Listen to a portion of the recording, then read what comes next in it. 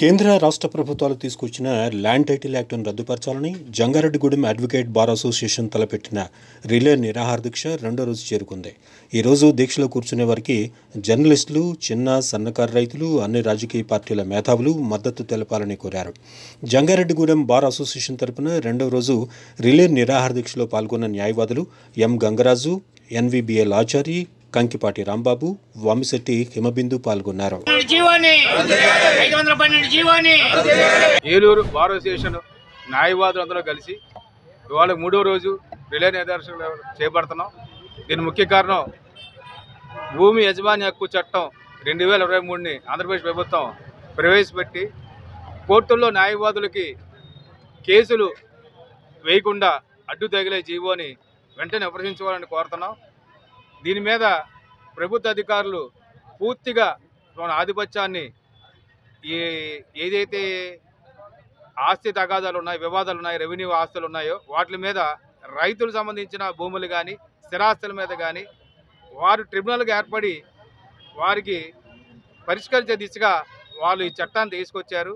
ఇది సరైన నిర్ణయం కాదని చెప్పి మరొకసారి న్యాయవాదులుగా న్యాయ పరిజ్ఞానం రాజ్యాంగ పరిధిలోకి తీసుకోకుండా దీన్ని పునఃసమీక్షించాలని కోరుతూ ఈ ఉద్యమాన్ని ఇక మీట తీవ్రస్థాయి చేయడానికి ఎవరైతే చిన్న సన్నకారు రైతులు ఉన్నారో వారికి దృష్టికి తీసుకెళ్లి వారు జరుగుతున్న అన్యాయాన్ని, నష్టాన్ని కూడా ప్రత్యక్షంగా తెలియజేయడానికి పాంప్లెట్ రూపాయన కానీ లేకపోతే మానవహార రూపాయన కానీ లేకపోతే అధికారులకి రిప్రజెంటేషన్ వినతి పత్రం ఇవ్వడం ద్వారా కానీ మా ఉద్యమాన్ని తీవ్ర చేయడానికి కానీ మేమందరం కూడా సంకల్పించాం.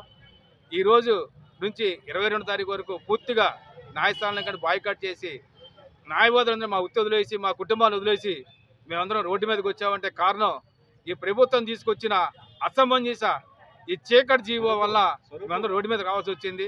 ఇది మా ఒక్కరికి సంబంధించింది కాదు, యావత్ ప్రపంచ ప్రజలందరికీ కూడా, ఆంధ్రప్రదేశ్ ప్రపంచందరికీ కూడా ఎవరైతే స్థిరాస్తులు భూములు కలిగి ఉన్నారో వారందరూ కూడా నష్టం కలిగించే విధంగా ఈ చట్టం ఉందని మీకు తెలియజేయాలని మేము ఈ రోజున రోడ్డు మీదకి ఎక్కి మేము ఈ నిరాదీక్ష చేయబడుతున్నాం.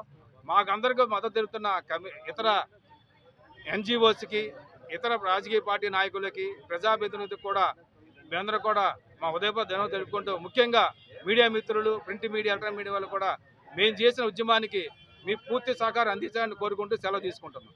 నమస్కారం. ఆంధ్రప్రదేశ్ ప్రభుత్వం వారు నూతనంగా తీసుకొచ్చినటువంటి ఈ ఏపీ ల్యాండ్ టైటిలింగ్ యాక్ట్ అనేది సామాన్య మానవుడికి కనీసం 1 సెంటు స్థలం నుంచి 1 ఎకరం పొలం ఉన్న రైతుకు కూడా ఒక ఉరితాడు లాంటిదని చెప్పుకోవాలి. కారణం ఏంటంటే ఒక సామాన్య మానవుడు కూడగట్టుకొని ఒక ఇంటి స్థలం కానీ 1 ఎకరం పొలం కానీ కొనుక్కొని ఆయన పేరుతో రిజిస్ట్రేషన్ చేసుకోవడానికి అగ్రిమెంట్ చేసుకుంటే ఏదైనా అగ్రిమెంట్లో చిక్కులు వచ్చి కోర్టుకు రావాలంటే ఇక్కడ జిల్లా కోర్టు న్యాయస్థానంలోకి వస్తే సరైన న్యాయం జరుగుద్ది, వెనక ముందుగా న్యాయం జరుగుద్ది.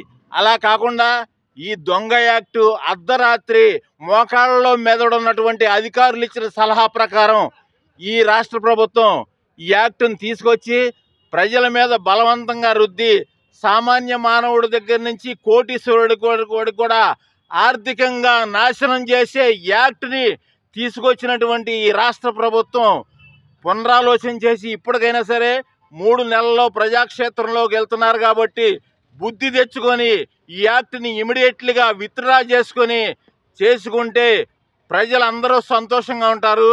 పాలకులుగా మిమ్మల్ని పరిశీలించడానికి కూడా ప్రజలు ఆలోచిస్తారు, లేదంటే బంగాళాఖాతంలోకి వెళ్ళిపోతారని చెప్పేసి అధికార పార్టీని హెచ్చరిస్తూ తీర్మానం చేస్తారు.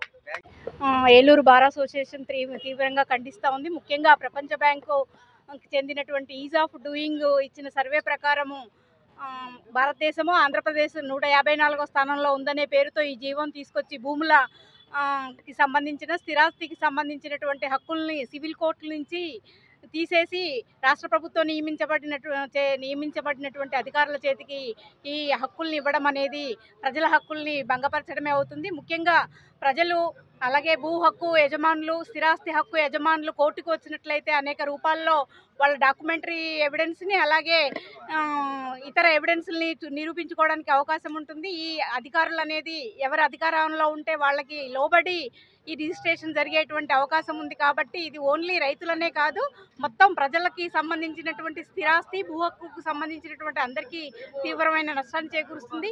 గతంలో జీవో 1 అనేది రాష్ట్ర ప్రభుత్వం తీసుకురావడం జరిగింది. ఆ జీవో 1కి వ్యతిరేకంగా కోర్టులోనూ బయట కూడా ప్రజలు పోరాటం చేసి ఆ జీవో 1ని రద్దు చేసే వరకు కూడా పోరాటం సాగించారు. ఇప్పుడు కూడా ఈ ఏపీ ల్యాండ్ టైటిలింగ్ యాక్ట్ను రద్దు చేసే వరకు న్యాయవాద సంఘాలు అలాగే మేధావులు కూడా దీనికి మద్దతు తెలియజేసి దీన్ని వెనక్కి తిప్పే వరకు కూడా పోరాటం చేయాలని ఆల్ ఇండియా లాయర్స్ యూనియన్గా మేము భావిస్తాం. Andhra Pradesh government land titling act పేరుతో ఒక యాక్ట్ని తయారు చేసింది. అది అన్కాన్స్టిట్యూషనల్. మన ఇండియన్ కాన్స్టిట్యూషన్లోని ఆర్టికల్ 50లో ఎగ్జిక్యూటివ్ నుంచి జ్యుడిషియరీ పవర్స్ని సపరేట్ చేస్తూ 1964 నుంచి చేశారు. ఇప్పుడు మళ్ళీ ఆ జ్యుడిషియరీలో నుంచి ఎగ్జిక్యూటివ్కి వెనక్కి తీసుకెళ్తుంది. ఇది అన్కాన్స్టిట్యూషనల్ జీవో. తర్వాత ఇది సెంట్రల్ గవర్నమెంట్ జీవో అనే పేరుతో ప్రచారం చేస్తున్నారు. ఇది ఆంధ్రప్రదేశ్ గవర్నమెంటే ప్రత్యేకంగా చేసినటువంటి జీవో. దీనివల్ల ల్యాండ్ హోల్డర్స్ చాలా ఇబ్బంది పడతారు. ఇక ఒక 60-70 ఇయర్స్ నుంచి ఉన్న జ్యుడిషియరీకే ఇంకా అనేక అంశాల్లో సక్సెషన్ యాక్ట్లో కానీ, ఈజ్మెంట్ యాక్ట్లో కానీ, లేకుంటే మార్టిగేజ్ కానీ, లేకుంటే ఇలాంటి వాటి అన్నిటిలో కూడా ఎన్నో అనుమానాలు ఈ రోజుకి వస్తుంటే ఎగ్జిక్యూటివ్ వాళ్ళు అసలు వీటిని చేయలేరు.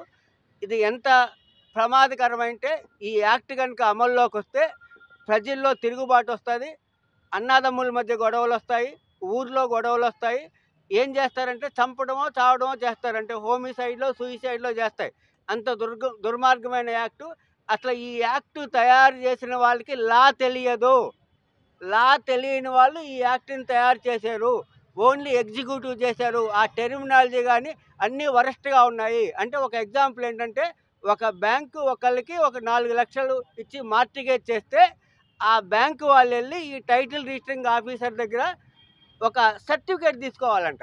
ఆ సర్టిఫికేట్ తీసుకోకపోతే ఆ మార్టిగేజే చెల్లదంట. అట్లా మొత్తం. తర్వాత ఏంటంటే అక్కడ ఒకవేళ అదేమన్నా ట్రిబ్యునల్స్ పెడతారు, జిల్లాకు ఒక ట్రిబ్యునల్ పెడతారు, అలాగే స్టేట్కి ఒక ట్రిబ్యునల్ పెడతారన్నారు. ఈ జిల్లా ట్రిబ్యునల్లో స్టేట్ ట్రిబ్యునల్లో కాకపోతే హైకోర్టుకి వెళ్ళాలన్నారు. హైకోర్టుకి వెళ్ళడం అనేది అంత సామాన్యులకంత కుదిరేది పని కాదు. ఇది ఒక అడ్వకేట్లకే నష్టం అనేది కాదు, యావత్ ప్రజానికి, ఆంధ్రప్రదేశ్ ప్రజానీకం మొత్తానికి ఎవరికైతే ల్యాండ్ హోల్డింగ్ ఉన్నారో వాళ్ళందరికీ ఇది నష్టమైన జీవో. ఇది చాలా దుర్మార్గమైన జీవో. దీన్ని ప్రభుత్వం వెంటనే ఉపసంహరించుకోవాలి. ప్రభుత్వ అధికారులు అసలు ఈ చట్టాన్ని చదవాలి. చట్టాన్ని చదవకుండా ఎవడో లా తెలియని వాడు తయారు చేసిన చట్టాన్ని దీన్ని బయటికి తీశారు. కాబట్టి మళ్ళీ దీన్ని ఖచ్చితంగా వీళ్ళు రీస్టడీ చేసి దీని మీద ఒక కమిటీ వేసి దీన్ని ఆర్గనైజ్ చేసి, ఒకవేళ వాళ్ళు ఇవ్వాలనుకుంటే ఆర్గనైజ్డ్గా ఇచ్చి స్పెషల్ కోర్టులు పెట్టాలి తప్ప ట్రిబ్యునల్స్ పెట్టకూడదు. ఇప్పుడు ఎస్సీ ఎస్టీ స్పెషల్ కోర్టులు ఉంటాయి, మహిళా కోర్టులు ఉంటాయి, లేకుంటే ఫ్యామిలీ కోర్టులు ఉంటాయి, పోక్సో కోర్టులు ఉంటాయి. వీటిని ఎవరిని ఏ రోజు కూడా అడ్వకేట్లు మేము వ్యతిరేకించాల. అలాగే వీటికి కూడా నిజంగా వాళ్ళకి ఏమన్నా స్పీడప్ చేయాలనుకుంటే డెట్ రికవరీ ట్రిబ్యునల్స్ ఉన్నాయి. వాటిని ఎవ్వరు, క్యాట్ ఉంది, సెంట్రల్ అడ్మినిస్ట్రేటివ్ ట్రిబ్యునల్, వాటిని ఏ రోజు కూడా ఏ న్యాయవాదులు వ్యతిరేకించాల. దీన్ని వ్యతిరేకిస్తారంటే ప్రజలు కూడా అర్థం చేసుకోవాలి. దీనివల్ల వచ్చేది న్యాయవాదులకు కాదు నష్టం. దాని గురించి మేము ఏలూరు బార్ అసోసియేషన్ నుంచి ప్రచారం చేస్తున్నాం. దీనివల్ల వచ్చేది నష్టం అడ్వకేట్లకు కాదు.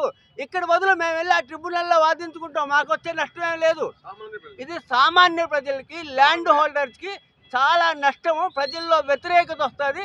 కాబట్టి ప్రజలందరూ అర్థం చేసుకోవాలని దీన్ని ప్రచారం చేయడం కోసం ఏలూరు బార్ అసోసియేషన్ తరఫున మేము ఉద్యమం చేస్తున్నాం. దీన్ని తీవ్రంగా చేస్తాం. హైకోర్టులో రిట్ వేస్తాం, సుప్రీంకోర్టులో లిస్ట్ వేస్తాం. ఈ జీవోని, ఈ ల్యాండ్ టైటిలింగ్ యాక్ట్ని ఉపసంహరించిన వరకు ఉద్యమం చేస్తాం. Thank you very much.